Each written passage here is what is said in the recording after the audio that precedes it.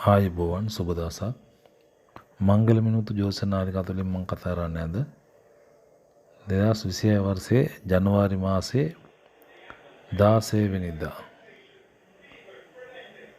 බ්‍රහස්පතින්දා සිකුරාදා දවසේ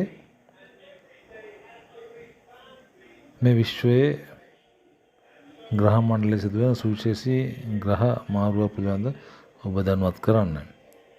ඒ ග්‍රහ මාරුව ඔබගේ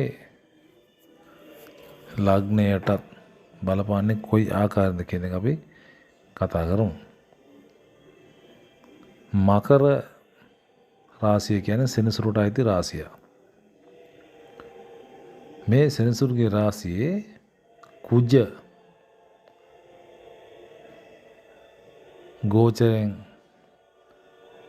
ගමන් කරන්න ආරම්භ කරනවා කියන්නේ ඉතාමත්ම සුබදායි අවස්ථාවක්. ඒ කියන්නේ මොකද මකර රාශියට උච්ච ග්‍රහය තමයි කුජ. එතකොට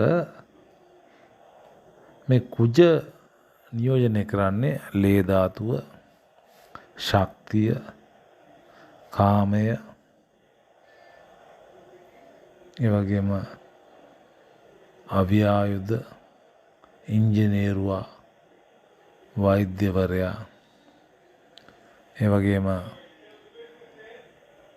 බැංකුකරුවා, ඒ වගේ ආදී ස්ථාන.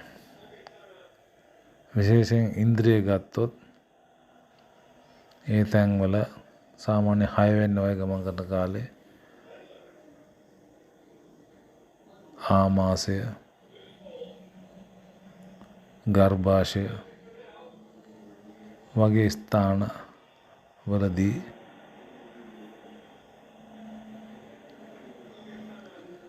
ප්‍රබල ලෙස ප්‍රතිඵල ලබා දෙන ග්‍රහයෙක්. ඉතින් මේ කුජ ග්‍රහතුමා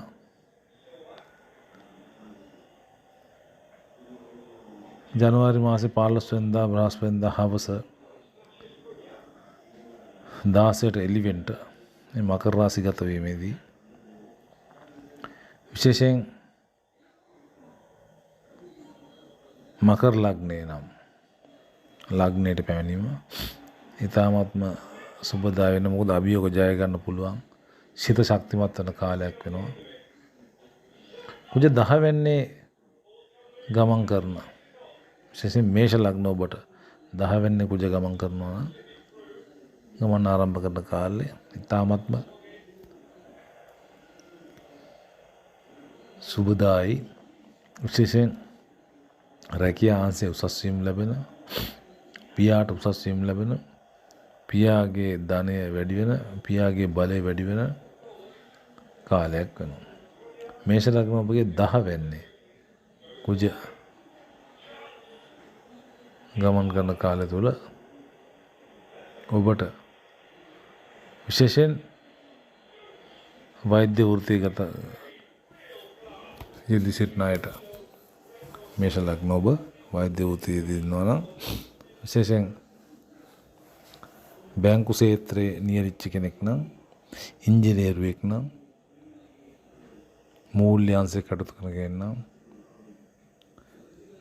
ඉතාමත්ම සුබදායි විශේෂයෙන් රැකියාවේ උසස් වීම පෙන්වන කරන කාල පරිච්ඡේදයක් වෙනවා.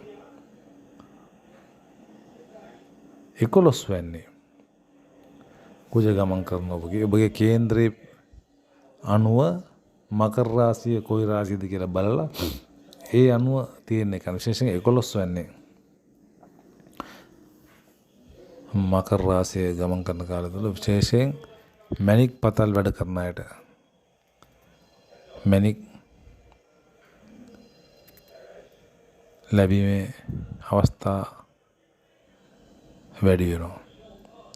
එසේම නිදන් ගැනීමට අපේක්ෂා කරන අයට සාර්ථක